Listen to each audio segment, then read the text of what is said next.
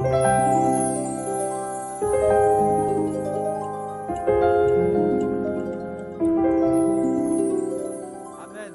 Gloire à Dieu. On va partager ensemble ce thème. Dimanche dernier, j'ai fait la lecture d'un texte qu'on va relire ensemble et pouvoir aller un petit peu plus loin dans cette réflexion. On est toujours un petit peu dans la féerie, j'aime pas trop employer ce mot, la magie de Noël où il y a beaucoup de lumière, de déco. C'est agréable quand même, c'est beau, c'est merveilleux. On se réunit en famille, autour d'un repas, on parle un petit peu de notre vie familiale. C'est un bon moment quand même qui laisse de bons souvenirs et puis on veut garder ça dans notre cœur, mais aussi s'y arrêter, nous qui sommes chrétiens, pour voir ce que la parole de Dieu nous révèle aussi concernant cette réalité. Et puis c'est bon de le souligner, parce que trop souvent les gens ont tendance quelquefois, pas nous bien sûr, mais des gens qui sont un petit peu religieux, ont tendance à marquer l'événement uniquement et puis se rappeler des choses de Dieu et puis tout s'éteint, un petit peu comme le sapin de Noël, qu'on enlève les guirlandes, on enlève les luminaires et puis on met au rebut. Et de la même manière, eh bien, ils ont mis au rebut leur foi ou leur croyance et puis ils oublient tout cela comme si Dieu n'existait pas. Mais ça ne doit pas être le cas. Il faut y réfléchir. Et puis, il y a ce passage, la parole de Dieu, où il nous est parlé dans l'évangile de Luc, relater la naissance de Jésus, et il est dit, elle enfanta, en parlant de Marie, son fils premier-né, elle l'amaillota, le coucha dans une crèche, parce qu'il n'y avait pas de place pour eux dans l'hôtellerie. Et je crois que le Saint-Esprit n'emploie pas des mots par hasard. La Bible n'est pas écrite juste pour nous révéler des faits historiques, mais est là aussi pour nous interpeller. C'est le message de Dieu qui vient frapper notre cœur et nous interpeller. Et on sait une chose, c'est que Jésus n'a pas trouvé de place. Lui, le roi des rois, le Seigneur des seigneurs, lui, le créateur du ciel et de la terre, lui, le maître, lui qui est le roi élevé au-dessus de tout nom qui peuvent se nommer, n'a pas eu de place sur cette terre, même pas un trône, même pas une hôtellerie, rien pour le recevoir, et pas de place pour lui dans l'hôtellerie, à tel point qu'il a été placé dans un berceau qui était une crèche, dans une étable. On sait quelque part que, j'ai réfléchi là-dessus, que c'est pas évident de recevoir dans un hôtel une femme qui est sur le point d'accoucher. Ça va perturber peut-être le voisinage. Les chambres n'étaient peut-être pas bien isolées avec des panneaux de placo, avec de la laine de roche, avec des doublures pour qu'on n'entende pas ce qui se passe dans la chambre d'à côté. Même les Formule 1 d'aujourd'hui, c'était vraiment ce qu'il y avait de plus moderne à cette époque-là. Et recevoir une femme, recevoir un bébé, c'est embarrassant quand même, n'est-ce pas? Moi, j'ai passé une semaine avec mon fils, son épouse, leurs 2 enfants. Il y a un petit garçon de 4 ans en pleine vie. Comprenez ce que ça veut dire en pleine vie, un enfant de 4 ans, un petit garçon? Une petite fille de 10 mois. Alors vous êtes là, vous avez le bébé qui est dans les bras, vous avez l'autre qui est en train de courir partout, vous essayez de le protéger, et puis pendant que vous protégez la petite fille de 10 mois, elle vous vomit dessus.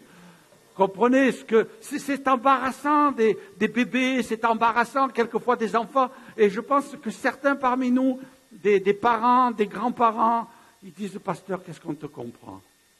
C'est pas vrai? Et là, il n'y a pas de place. Il n'y a pas de place. Non.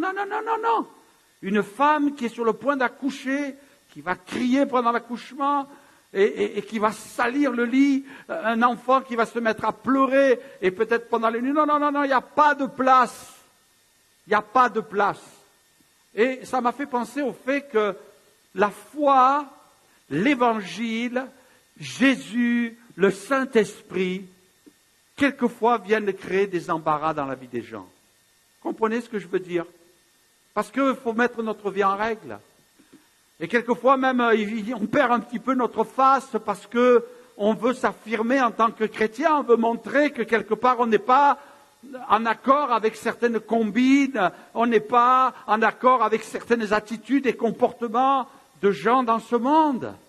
La foi, elle vient quelquefois embarrasser. J'ai connu beaucoup de gens qui sont venus à l'Évangile et qui ont dit non, c'est pas possible. C'est pas possible. Parce que qu'est-ce que je vais dire à ma famille? Qu'est-ce que je vais dire à mes parents? Comment je vais devoir me comporter dans mon entourage? Il y a des choses qui sont terribles. Je me rappelle toujours cette histoire de ce chrétien qui s'est converti à Marseille il y a de nombreuses années, qui en se convertissant, en fait, il s'est converti, c'était le fils d'une chrétienne. Mais simplement, ce que je me rappelle, c'est que la maman, elle était formidable. C'était une dame qui était dans l'église dans laquelle je me suis converti à Marseille. Et ce fils, lui, je peux vous assurer qu'il n'était pas chrétien du tout. Il faisait partie de la mafia marseillaise. Alors, je ne sais pas dans quel trafic il était. Et un jour, il appelle le pasteur, qui était mon pasteur en l'occurrence. Et c'est mon pasteur lui-même qui m'a raconté cette histoire, parce que dans l'église, ils sont restés discrets. Et le pasteur a été appelé par ce jeune homme, ce monsieur, le fils de cette chrétienne. Il avait toujours entendu sa mère qui priait pour lui, qui intercédait, qui n'avait pas désespéré. Pourtant, lui, il était dans la mafia, avec les gros bonnets de trafic qui se faisaient dans la ville de Marseille. Et puis, il a convoqué le pasteur, il a dit, pasteur, je voudrais que vous priez pour moi. Le pasteur a dit, ok, qu'est-ce qui vous arrive? Je vais être opéré du cœur. Je dois passer cette semaine sur la table d'opération et je voudrais que vous priez pour moi. Alors, il dit, ok, donc je vais prier pour votre guérison. Non, pasteur, s'il vous plaît, priez pas pour la guérison, parce qu'il faut absolument que je meure. Pasteur, il dit, attends, je ne comprends pas là. Il dit, non, je vous ai fait venir pour que je donne mon cœur à Jésus et que vous priez vraiment pour que l'opération se passe selon Dieu. Parce que si je ne meurs pas sur la table d'opération, en me convertissant, je vais mourir dans la rue avec une balle dans la tête. Alors je préfère mourir. Là, ils vont m'anesthésier. Et ensuite, le Seigneur me reprend et on n'en parle plus. Et pour moi, c'est réglé. Mais je voudrais donner mon cœur à Jésus. Et je crois que Jésus va me prendre. Il va me prendre sur la table d'opération. Mais là, depuis, ma mère prie, elle demande à Dieu. Je suis travaillé par le Saint-Esprit. Je sens qu'il faut que je me convertisse. Mais après m'être converti, je ne pourrai plus vivre. Parce qu'on va me tuer. Alors le pasteur a prié pour lui. Il a demandé la grâce pour son âme. Il a confessé ses péchés. Il a demandé pardon à Jésus. Il a été opéré. Et le Seigneur l'a repris. Ça surprend. La foi, ça vient embarrasser par moments. Mais on sait qu'on a choisi la meilleure part. On a choisi la meilleure part. On a donné notre cœur à Jésus, on a mis notre vie en règle, mais il y a des choses, ça va nous perturber dans notre vie. Ce témoignage, il est peut-être un peu saisissant, il est peut-être un petit peu surprenant, mais il est une réalité. Et il y a des moments, c'est tellement important. On sait que Jésus n'a pas eu de place. Regardez ce qui est écrit dans la parole de Dieu. La lumière, lui, dans les ténèbres, mais il est dit, les ténèbres ne l'ont pas reçu, pas de place. Pas de place. Il est évident que si tu reçois Jésus, les ténèbres vont fuir. Mais si tu veux garder les ténèbres, tu ne peux pas recevoir Jésus. Si tu veux continuer à vivre dans le péché, si tu veux continuer à vivre dans la désobéissance, Jésus ne peut pas prendre place dans ta vie. Toutefois, s'il n'a pas eu de place dans l'hôtellerie, il veut avoir une place dans ton cœur. Il veut prendre place dans ta vie. Mais la Bible dit à tous ceux qui l'ont reçu, tous ceux qui ont dit oui, je fais une place à Jésus, à ceux qui croient en son nom, elle a donné le pouvoir de devenir enfants de Dieu, lesquels sont nés non du sang, non de la volonté de la chair, ni de la volonté de l'homme, mais de Dieu. Amen. Alors ne te désespère pas si la crèche est vide. Si Jésus n'a pas eu de place et n'est pas resté dans la crèche, par le Saint-Esprit, il est venu dans ton cœur. Amen. Gloire à Dieu, quelle grâce, quelle merveilleuse réalité. C'est vrai que si le monde ne lui a pas fait de place, nous l'avons reçu. Et nous avons cette belle et merveilleuse histoire sur laquelle on va avancer un petit peu plus ce matin, l'histoire du bon Samaritain. Un docteur de la loi se leva et dit à Jésus pour l'éprouver, « Maître, que dois-je faire pour hériter la vie éternelle. Jésus lui dit, qu'est-il écrit dans la loi? Qui lis-tu? Il répondit, tu aimeras le Seigneur ton Dieu de tout ton cœur, de toute ton âme, de toute ta force et de toute ta pensée, et ton prochain comme toi-même. Tu as bien répondu, lui dit Jésus. Fais cela et tu vivras. Mais lui, voulant se justifier, dit à Jésus, et qui est mon prochain? Jésus reprit la parole et dit, un homme descendait de Jérusalem à Jéricho, il tomba au milieu des brigands, qui le dépouillèrent, le chargèrent de coups et s'en allèrent, le laissant à demi-mort.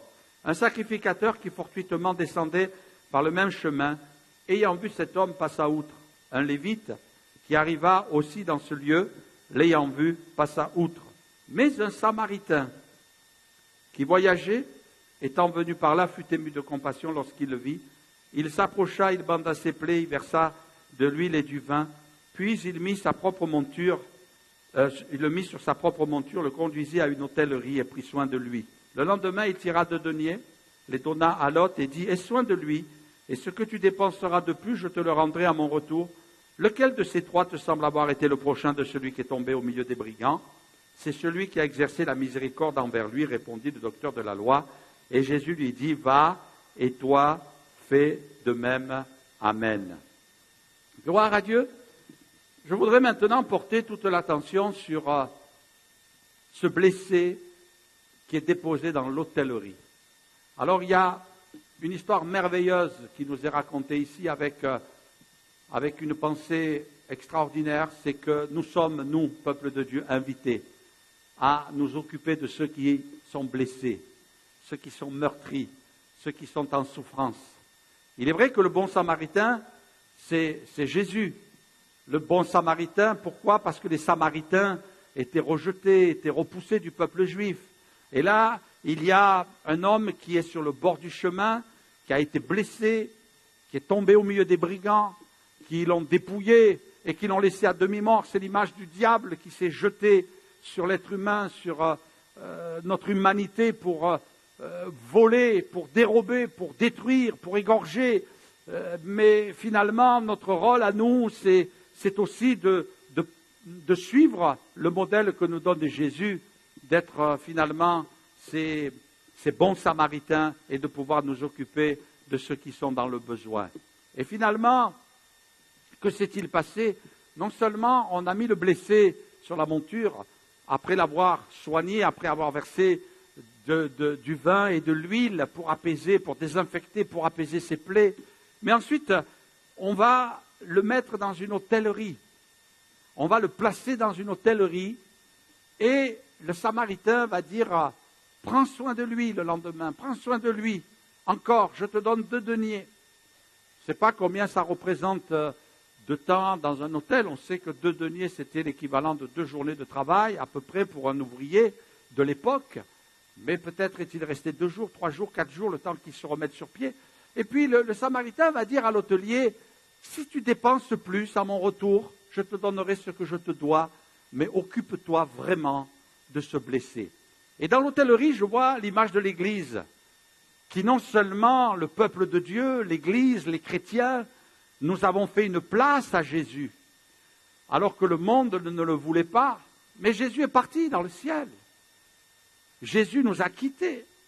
Mais l'Église, c'est un endroit qui ressemble un petit peu à cette hôtellerie où nous devons nous occuper des blessés, de la vie, de ceux qui sont tombés entre les mains de l'adversaire, du diable, de celui qui a voulu les détruire et les anéantir. Et nous devons faire de la place. Non seulement nous avons fait de la place à Jésus, mais nous devons faire de la place à ceux qui sont dans la souffrance. Toutefois, le Seigneur Jésus nous avertit, nous dit attention, il y a un danger.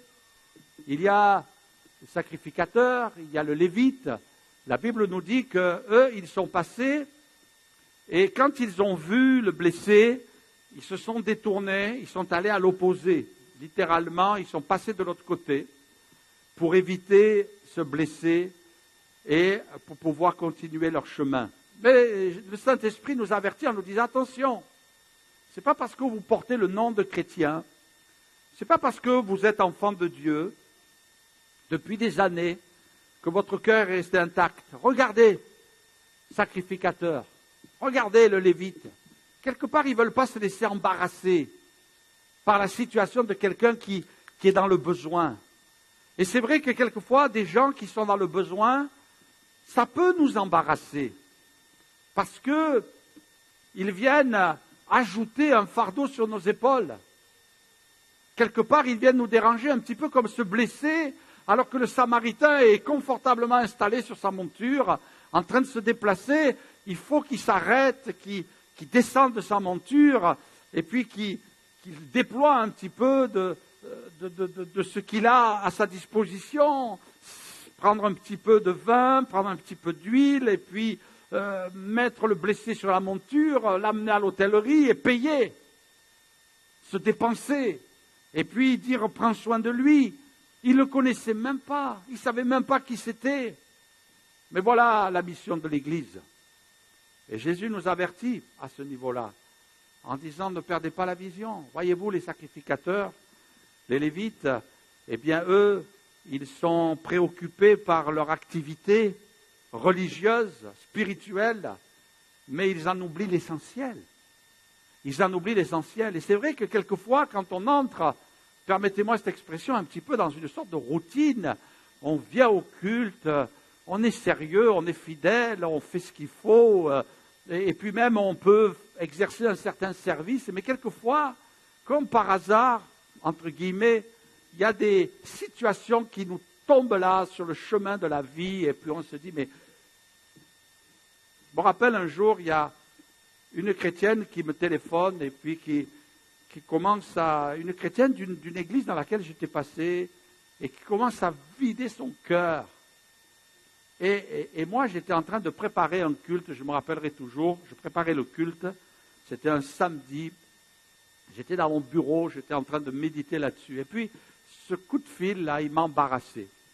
Il m'a vraiment embarrassé, parce que déjà, il est venu me déranger, j'étais en train de préparer un culte, et puis d'autre part, elle venait me vider son cœur sur le passé, sur ce qui s'était passé, les souffrances qu'elle avait vécues, et puis moi, j'étais un petit peu irrité, mais vous savez, on est des adultes, hein.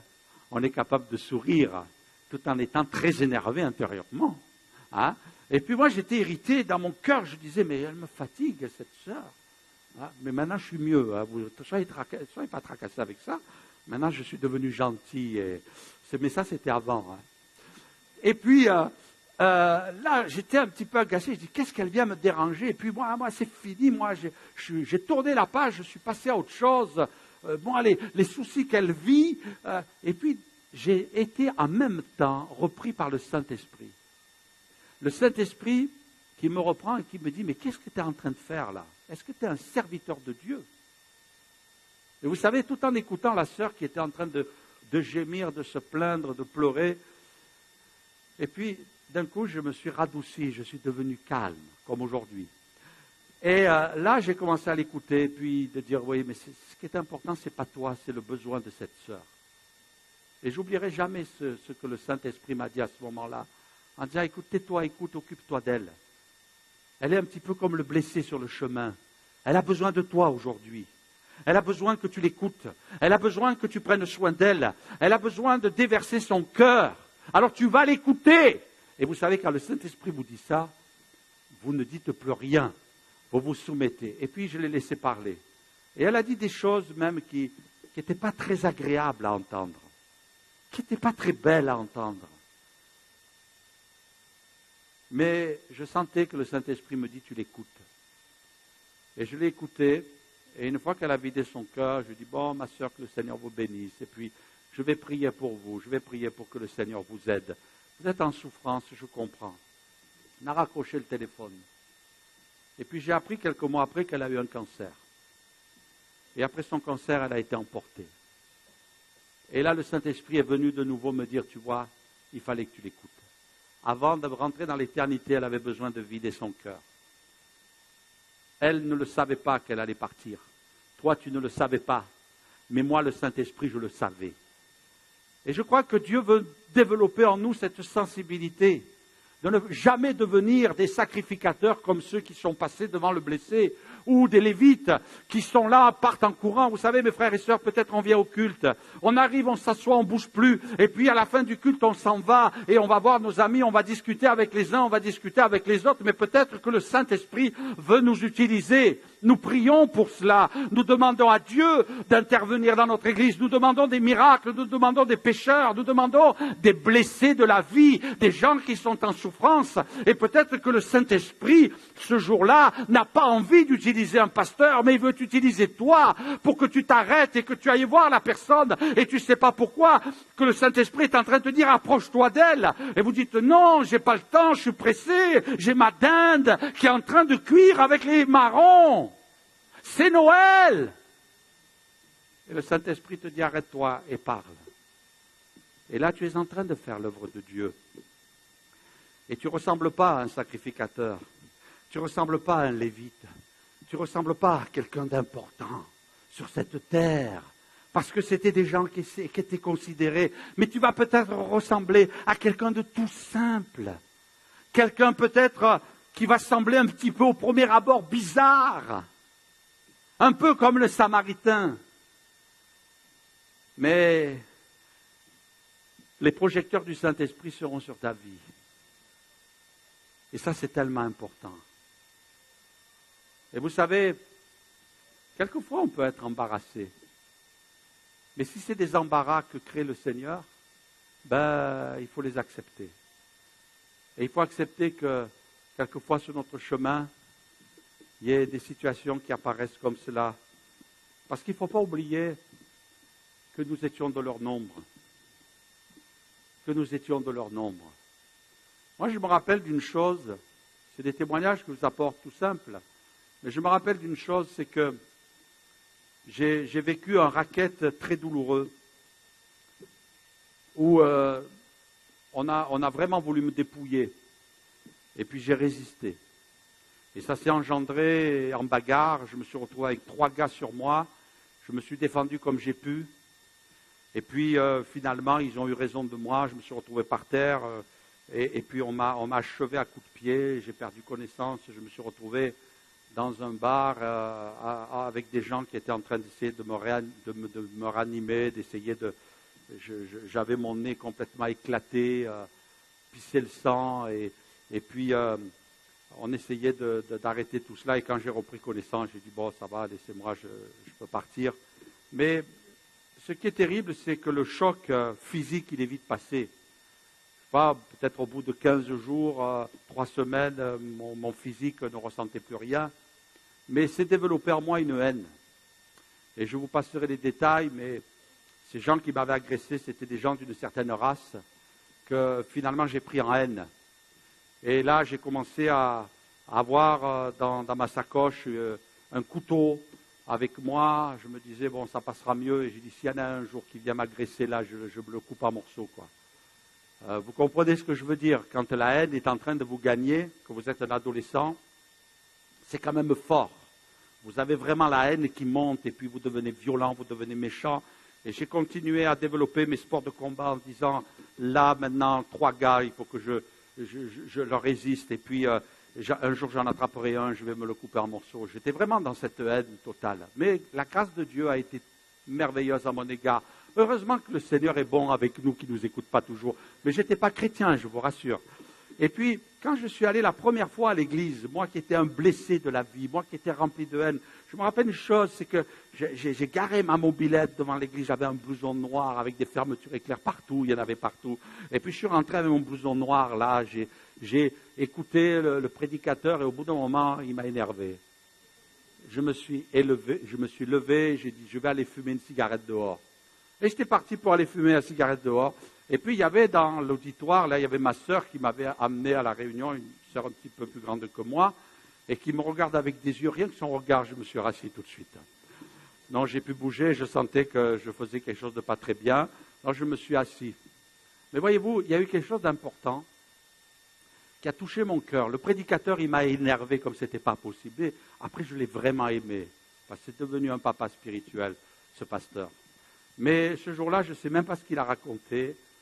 Je me rappelle l'image, il était le pied dans le plâtre, je disais le pauvre, et ça doit être douloureux pour lui d'être là avec le pied dans le plâtre. Il s'était cassé la figure dans les escaliers. Et puis, ça ne m'intéressait pas. Quand j'ai regardé sa femme, j'ai dit, c'est terrible la tête qu'elle a. J'ai dit, c'est pas possible d'avoir une femme comme ça, quand elle était bizarre, vous savez, avec des cheveux Je vous passe les détails. Et puis, il n'y avait rien qui m'intéressait dans cette réunion, vraiment rien. Mes sœurs, soyez rassurées, aujourd'hui, je vous trouve très belles toutes. Vous êtes magnifiques, vous êtes bien coiffées, vous êtes bien habillées. Il n'y a plus de soucis, je vous aime vraiment dans le Seigneur, je précise. Hein. Et puis, il y a un gars qui s'est levé, qui est venu me saluer. Vous savez quoi? C'était ce gars qui était d'une race que je voulais couper en morceaux. Et ça, c'est le Saint-Esprit qui fait ça. Et le gars est venu me voir. Écoutez, bon, j'ai pas de difficulté avec ça, hein, j'ai pas de difficulté avec les hommes, mais il avait vraiment un beau sourire. Il était un petit peu bronzé, et puis il avait des belles dents blanches. Qu'est-ce que tu utilises comme dentifrice, toi? Mais ce qui m'a impressionné ce jour-là, et puis le Saint-Esprit, alors que je venais à l'église pour la première fois, c'était une réunion de jeunesse, les jeunes étaient assis en rond, le pasteur était là, assis, le pied dans le plat, avec son épouse à côté. Et puis, personne ne s'est occupé de moi, mais ce gars s'est levé et il est venu me saluer. Et je me suis dit, là, il y a un clin d'œil. Là, il y a quelque chose. Là. Parce que ce gars-là, eh bien, c'est une race que j'aime pas. Parce que j'ai été agressé par des gens de sa race. Et il y avait vraiment de la colère en moi. Mais Dieu a transformé ma vie. Et il est devenu un de mes meilleurs amis de l'époque. On était toujours ensemble. On marchait toujours ensemble. On partageait les moments ensemble. On sortait ensemble. On mangeait ensemble. On priait ensemble. Et c'est devenu un modèle pour moi. Il était un petit peu plus âgé, devenu un modèle pour moi. Et je crois que notre Dieu est capable de nous surprendre. Notre Dieu est capable de nous étonner. Nous étions de leur nombre. Un jour, on est arrivé dans l'église avec nos blessures, avec, j'allais dire même nos fêlures. On était un petit peu fêlés, si vous me permettez l'expression quelque part. Comme si le vase était cassé. On est venu dans l'église meurtri, dans la souffrance. Mais Dieu a placé quelqu'un. Dieu a placé une personne qui est venue pour nous bénir. Amen. Moi, je suis réjoui quand j'entends des gens dans les entretiens qui me disent « Pasteur, je suis venu dans votre église. » C'est bien, il n'y a pas très longtemps, j'ai entendu quelqu'un qui me disait ça. Je suis venu dans votre église, je me suis senti accueilli. J'ai senti qu'on s'occupait de moi. Et attention, on n'est pas là pour faire de la compétition, ni de la concurrence, ni pour se comparer. Mais cette personne me disait « Vois-tu, pasteur, j'étais dans une église. On ne s'est jamais occupé de moi. » Que Dieu nous garde d'être une hôtellerie qui accueille les blessés. Parce que si l'Église, elle ne répond plus à cette mission, elle n'a plus lieu d'exister. Elle ne sert à plus rien. Parce que de toute façon, des cultes, on va en avoir en permanence dans le ciel. On ne va pas arrêter. Ça ne va pas arrêter. On ne va pas arrêter de chanter, on ne va pas arrêter de louer. Alors si c'est juste ça la vie chrétienne, ce n'est pas la peine qu'on reste sur la terre.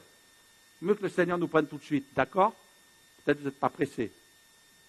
Mais dans tous les cas, si l'Église, elle est là, c'est parce que c'est une hôtellerie.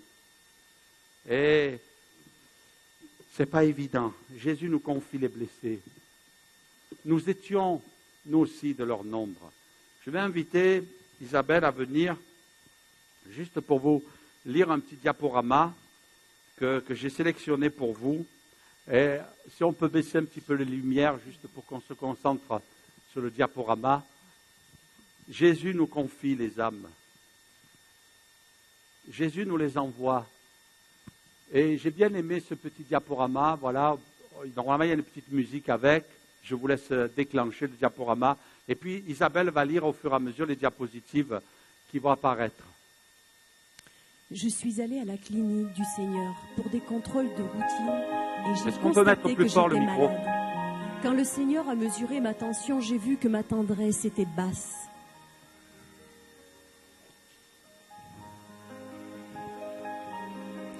À la vérification de la température, le thermomètre a enregistré 40 degrés d'anxiété.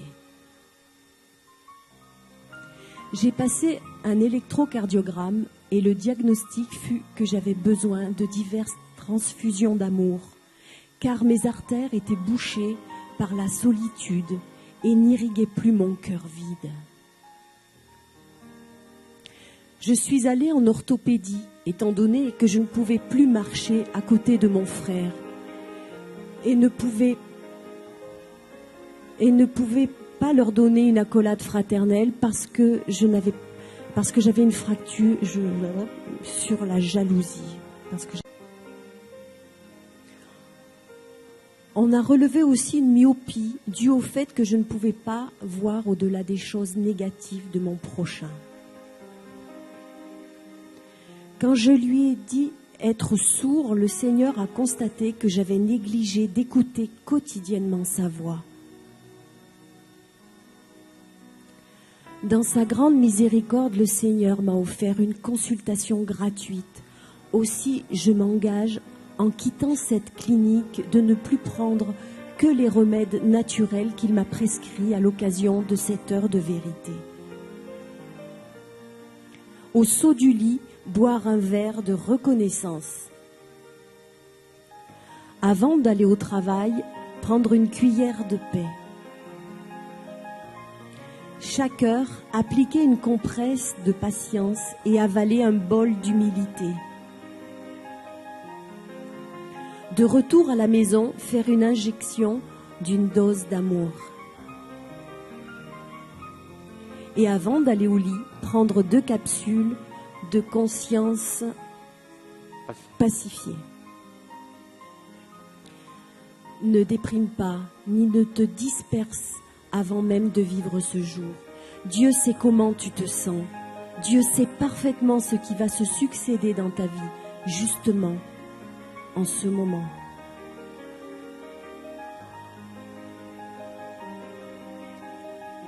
Le dessein de Dieu sur toi est merveilleusement parfait. Il désire te montrer beaucoup de choses que tu comprendras seulement quand tu accepteras d'être à la place où tu te trouves actuellement et dans la situation qui est la tienne ici et maintenant. Que Dieu te bénisse à jamais. Merci. Merci Isabelle. Vous m'avez donné à boire, j'étais étranger, vous m'avez accueilli. J'étais un migrant. Ah non, c'est pas écrit, excusez-moi. J'étais nu et vous m'avez vêtu, j'étais malade et vous m'avez rendu visite, j'étais en prison.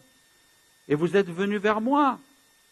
Les justes lui répondront, mais Seigneur, quand avons-nous vu avoir faim ou t'avons-nous donné à manger ou avoir soif, t'avons-nous donné à boire? Quand avons-nous vu étranger et t'avons-nous accueilli ou nu et t'avons-nous vêtu? Quand avons-nous vu malade ou en prison? Où sommes-nous allés vers toi? Et le roi leur répondra, je vous le dis en vérité toutes les fois, que vous avez fait ces choses à l'un de ces plus petits de mes frères, c'est à moi que vous les avez faites. J'étais étranger, j'étais nu, j'avais besoin, j'ai eu faim. Et c'est vrai que quelquefois, il y a des gens qui viennent frapper, j'ai faim. Ils viennent frapper, j'ai besoin d'un manteau. Et puis on a des gens qui viennent frapper à la porte de notre pays, les migrants. Alors c'est vrai qu'on pourrait avoir le discours des extrémistes, je ne vais pas souligner un parti politique, mais en disant ils viennent manger le pain des Français. Tiens, ça me rappelle un sketch, ça. Hein? Et puis ils viennent prendre le travail des Français. Est-ce que moi je dois tomber dans ce raisonnement? Est-ce que moi, en tant que pasteur, je vais tomber dans ce raisonnement? Est-ce que moi, en tant que chrétien, est-ce qu'Église d'Oni, on va tomber dans ce raisonnement en disant, oh là là, tous ces gens qui envahissent, tous ces gens qui viennent à remplir. Non, le Seigneur les envoie. On ne sait pas pourquoi. Est-ce que c'est le Seigneur? Est-ce que c'est le Maître du ciel et de la terre? Est-ce que ce sont des âmes? Ou est-ce qu'on va raisonner comme certains en disant, ouais, mais bon, vous savez, ils sont un petit peu bizarres, ils ont des religions bizarres, mais le Seigneur les envoie. Et vous savez, ça a été tout un travail sur ma vie. Parce que je vous ai dit qu'à un moment donné, j'étais un petit peu raciste avant de connaître le Seigneur. Mais le Seigneur nous invite à nous occuper des âmes. Nous sommes un hôpital. L'Église, c'est une hôtellerie. Le Seigneur, lui, met des gens sur sa monture. Et si je peux me permettre cette expression, le Saint-Esprit prend les gens en charge et les amène jusqu'à nous. Il nous les laisse au bord de la porte et nous dit, occupez-vous d'eux. Il y a un pasteur un jour qui me raconte cette histoire. Bon, ça ne s'est pas passé en France, soyez rassurés, parce que les pasteurs français, ils sont très bien. Donc vous ne plaignez pas. Mais c'était un pasteur étranger, parce qu'ils sont bizarres, les pasteurs étrangers. Et puis, ils étaient là réunis dans une réunion de pasteurs, ils étaient dans l'église. Et dehors, il faisait à peu près moins 40. Vous voyez, donc un petit peu où ça peut se situer. Et puis, d'un coup, il a entendu taper à la porte. Et puis, la porte s'est ouverte. Et il y avait un pasteur qui était là, celui qui raconte l'histoire, il était dans l'auditoire, là, assis sur la chaise avec les autres pasteurs. Et le pasteur de l'église est allé ouvrir comme ça, et il dit, je ne peux rien pour vous. Et il ferme la porte. Et puis, au bout d'un moment, on entend encore taper. Alors le pasteur de l'église, il se lève, il va à la porte, comme ça, il ouvre la porte un peu plus grand. Et le pasteur qui était assis, il voit une maman avec un bébé. Moins 40 degrés dehors. Et le pasteur qui se met à hurler, est-ce que vous avez compris qu'ici on ne peut rien pour vous? Et il claque la porte au nez. Tous les pasteurs qui étaient là, il a été choqué. Et c'est vrai que ça doit nous interpeller. Les gens qui viennent quelquefois, alors bon, on ne peut pas tout faire, on ne peut pas répondre à tous les besoins de la terre, on ne peut pas répondre à toutes les situations, mais je crois que quelque part, il y a quelque chose que nous devons faire, il y a quelque chose que nous devons accomplir, parce qu'il y a des gens que Dieu envoie devant l'hôtellerie, devant l'église. Et le Seigneur, vous avez remarqué, il nous montre ici, même qu'on s'est occupé des enfants, et puis il est parlé dans Ésaïe 58, ce passage aussi, voici le jeune auquel je prends plaisir, détache les liens de la méchanceté, et il est dit, dénoue les liens de la servitude, renvoie libre les opprimés, que l'on rompe toute espèce de joug, partage ton pain avec celui qui a faim, et fais entrer dans ta maison le malheureux sans asile. Si tu vois un homme nu, couvre-le, et ne te détourne pas de ton semblable. Alors ta lumière poindra comme l'aurore, et ta guérison germera promptement. Ta justice marchera devant toi, et la gloire de l'Éternel t'accompagnera. Alors tu appelleras, et l'Éternel répondra. Tu crieras, et il dira, me voici. Et si tu éloignes du milieu de toi le joug, les gestes menaçants et les discours injurieux, si tu donnes ta propre subsistance à celui qui a faim, si tu rassasies l'âme indigente, ta lumière se lèvera sur l'obscurité et les ténèbres seront comme le midi, l'Éternel sera toujours ton guide, etc., etc. Et je crois qu'il y a cette attention, ce cœur de Dieu qui est sensible aux besoins des autres. Et nous sommes invités à prendre soin des âmes. Et puis Jésus nous donne les moyens. Et ça me parle de ce que le Seigneur nous donne, des capacités, nous donne des dons, nous donne un appel au ministère, nous appelle à quelque chose. Et il nous donne les moyens. Il ne va pas nous faire en sorte qu'on soit endettés, mais au contraire qu'on puisse répondre à ce besoin, parce que finalement, on a été sauvés, mais on a été créés par Dieu pour quelque chose. Quel est ton appel? Quel est l'appel qui est sur ta vie? Si tu ne le sais pas, viens au parcours numéro 3. Ça va t'aider. Parce qu'il y a un appel sur ta vie. Parce que tu es appelé à quelque chose. Et ton appel, va s'accomplir avec ce que Dieu t'a donné. Quelquefois, il y a des gens, ils disent, mais j'ai l'impression que je n'ai rien reçu. Mais le Seigneur nous dit, va, entre dans la moisson. Et puis tu verras, c'est en travaillant, en servant, que tu vas voir ces dons qui vont prendre place dans ta vie, ces capacités spirituelles et même ces ministères. Et tu vas pouvoir accomplir l'œuvre de Dieu. Il nous a donné tout ce qu'il fallait. J'ai bien aimé, peut-être vous n'allez pas arriver à lire, mais je vais le lire pour vous, ce poème qu'a fait un écrivain, Pablo Neruda. J'ai trouvé que c'était de la part de quelqu'un, je ne sais pas s'il connaissait Dieu, je ne sais pas s'il marchait avec Dieu, s'il avait la connaissance de Dieu, mais voilà ce qu'il a écrit. Il dira, il meurt lentement, celui qui ne voyage pas, celui qui ne lit pas, celui qui n'écoute pas la musique, celui qui ne sait pas trouver grâce à ses yeux. Il meurt lentement, celui qui détruit son amour-propre, celui qui se laisse jamais aider. Il meurt lentement, celui qui devient esclave de l'habitude, refusant tous les jours les mêmes chemins. Celui qui ne change jamais de repère, ne risque jamais à changer la couleur de ses vêtements ou qui ne parle jamais à un inconnu. Il meurt lentement, celui qui évite la passion et son tourbillon d'émotions, celle qui redonne la lumière dans les yeux et répare les cœurs blessés. Il meurt lentement, celui qui ne change pas de cap, lorsqu'il est malheureux au travail et en amour, celui qui ne prend pas de risque pour réaliser ses rêves, celui qui, pas une seule fois dans sa vie, ne fuit les conseils sensés. Vis maintenant, risque aujourd'hui, agis tout de suite, ne te laisse pas mourir lentement, ne te prive pas d'être heureux. Moi, ça m'a interpellé lorsque j'ai lu ce poème. Et j'ai pensé aux églises qui meurent lentement et qui sont devenues des monuments, qui sont devenues des religions. Je me rappelle lorsque j'étais enfant et mes parents m'avaient forcé à aller à une religion, suivre des cours qui se faisaient. Et puis, il est arrivé le jour où je devais faire un acte religieux. On était tous les enfants de 12 ans là, prêts à faire cet acte religieux. Et puis à un moment donné, le responsable religieux était embarrassé de voir tous ces enfants de 12 ans qui bougeaient, qui étaient agités. Et il a prononcé une parole que je n'ai jamais oubliée, parce qu'on était un petit peu perturbés. Il nous a regardés dans les yeux, il a dit « Foutez le camp ! Foutez-moi le camp !» Et quelquefois, ça pourrait venir dans nos pensées, quelquefois, de nos églises qui sont mortes et qui ont dit peut-être les mêmes paroles aux âmes, foutez le camp, parce que vous nous embarrassez, il n'y a pas de place pour vous. Et que jamais on ne devienne comme ça, il meurt lentement. Il y a des religions qui sont mortes parce qu'on est devenu peut-être un petit peu trop administratif. On est devenu un petit peu trop des bureaucrates. On est devenu des gens qui se sont détachés de la réalité de la vie et qui ne sont plus sur le terrain. Des gens qui sont dans la souffrance et qui essaient de se camoufler, qui essaient de se cacher derrière des activités, pensant finalement que c'est bien ce qu'ils font et que c'est suffisant. Ils n'en feront pas plus. Mais nous sommes appelés à être des hommes et des femmes de terrain. Nous sommes appelés à être des gens de contact. Amen.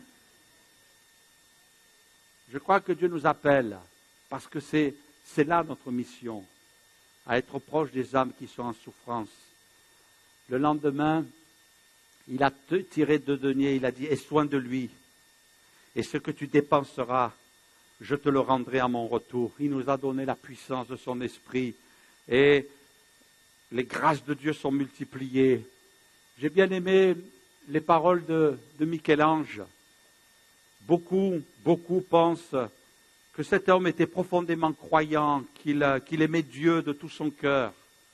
On ne sait pas jusqu'à quel degré, peu importe. Mais il a fait cette prière. Il a adressé cette prière à Dieu. Il a dit, Seigneur, accorde-moi la grâce de toujours désirer plus que je ne puisse accomplir. Seigneur, donne-moi plus encore.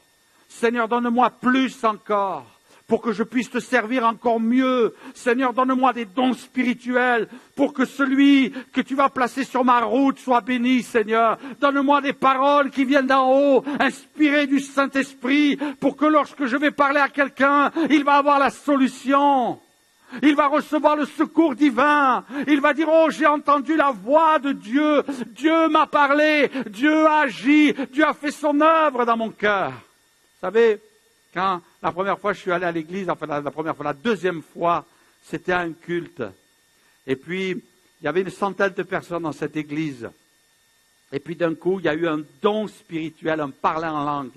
Il y a eu une interprétation. Et là aussi, mes frères et sœurs, j'aimerais vous dire, le pasteur, quand il a prêché, j'ai vu une auréole au-dessus de sa tête.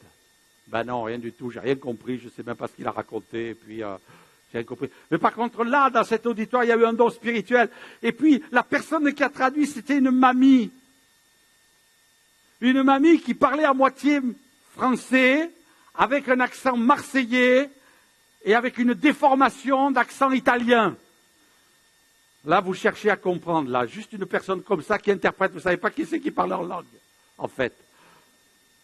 Je crois que j'avais plus compris le parler en langue que l'interprétation.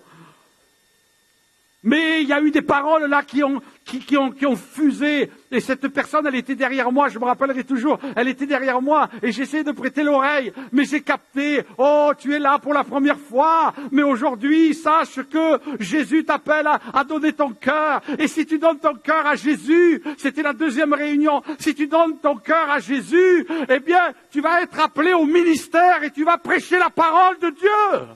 Alléluia! Deuxième réunion, le Saint-Esprit a parlé. Et ça a bouleversé ma vie, mes frères et sœurs. Ça a changé mon existence. Ma vie a été transformée. Et quelques mois après, à peu près 2 ans après, il y a eu un appel au ministère et je me suis rappelé ces paroles. Que Dieu se serve de nous. Que le Saint-Esprit trouve dans notre Église, mes frères et sœurs. Et je sais quelle joie dans mon cœur de pouvoir être ce pasteur qui travaille dans cette Église, qui sert les frères et sœurs, qui sert les âmes. Que notre Église soit une hôtellerie et que le Seigneur vienne déposer les blessés. Les blessés. Un jour, il y a eu un réfugié qui est venu dans mon bureau. Et ce réfugié, il me dit, « Pasteur, j'ai pas un sou en poche, 0 argent. Je suis dans la misère, je suis dans la difficulté, je ne peux rien apporter à l'Église. » Et dans mon cœur, il y a eu cette pensée humaine, et je le dis à ma honte, cette pensée humaine de dire, mais qu'est-ce qu'il va apporter en tant qu'humain dans l'Église? Mais le Saint-Esprit est venu, et il m'a dit, je l'ai déposé devant ta porte, tu vas t'en occuper, comme si c'était la personne la plus importante de l'Église. Comme si c'était la personne la plus riche de l'Église.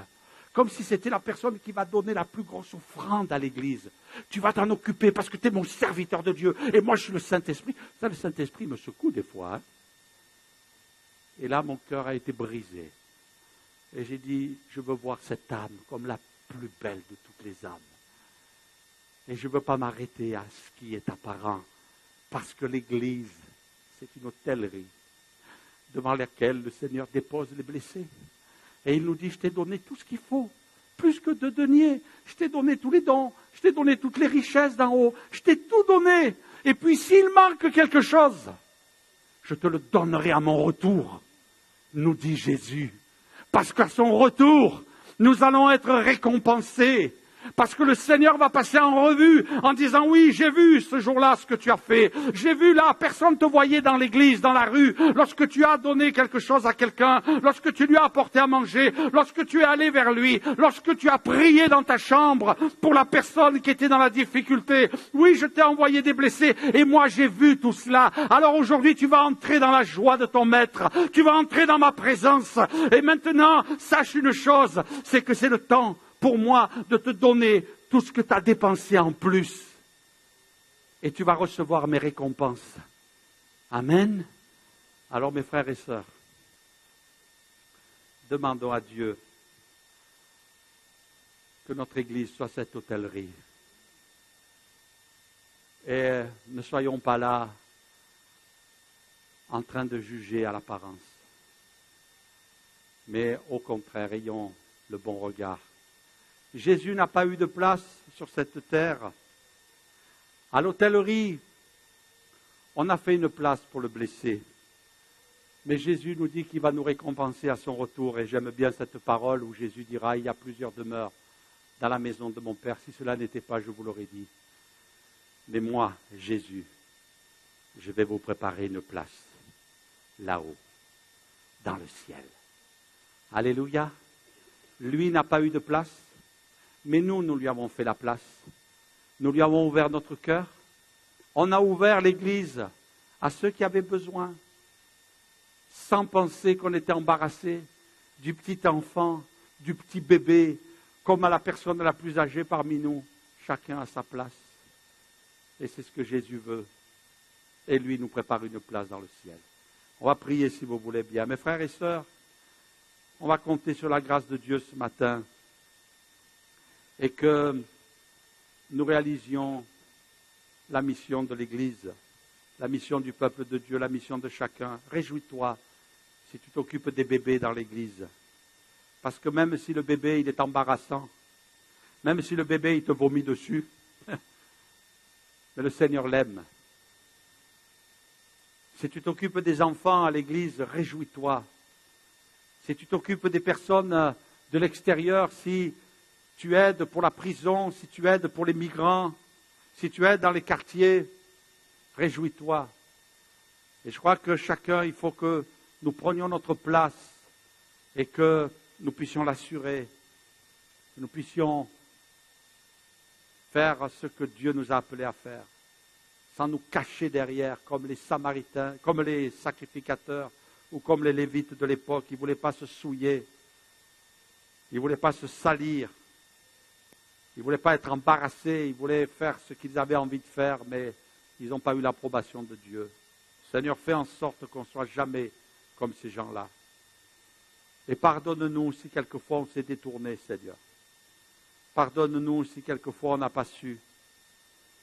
Seigneur, on veut compter sur ta grâce pour que tu nous viennes en aide parce qu'on sait qu'on n'est pas meilleur.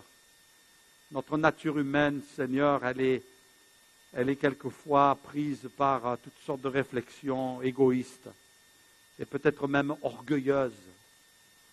Seigneur, on a besoin de ta grâce. On a besoin de ton aide. Seigneur, on a besoin d'être là comme des hommes et des femmes, des jeunes qui vont dire, oui Seigneur, on veut accepter de te servir. On veut accepter de faire ta volonté. Seigneur, on sait qu'il y a des moments où tu veux déposer devant notre porte les blessés de la vie. Et les blessés de la vie, Seigneur, c'est toutes sortes de personnes. Ça peut être, Seigneur, des gens peut-être même haut placés dans la vie, mais qui ont été détruits, qui sont anéantis. Ça peut être des gens qui ont été rejetés dans leur pays. Mais Seigneur, peu importe. Nous voulons aimer les âmes. Nous voulons aimer les blessés. Et nous voulons travailler à la guérison. Nous voulons travailler à la transformation, que ce soit une guérison physique, que ce soit une guérison spirituelle, que ce soit une guérison psychique. Seigneur, tu vois la détresse, tu vois les besoins, et nous voulons compter sur ta grâce. Nous savons que tu nous donnes les moyens, Seigneur, tu nous donnes les outils, tu nous donnes tout ce qui est nécessaire pour qu'on puisse te servir et te glorifier. Seigneur, manifeste-toi, aide-nous à aller plus loin encore, Seigneur. Aide-nous à grandir encore, Seigneur. Aide-nous à te glorifier encore, Seigneur, dans le nom de Jésus et pour ta gloire. Merci, notre Dieu. Amen. Amen. Que Dieu vous bénisse, mes frères et sœurs.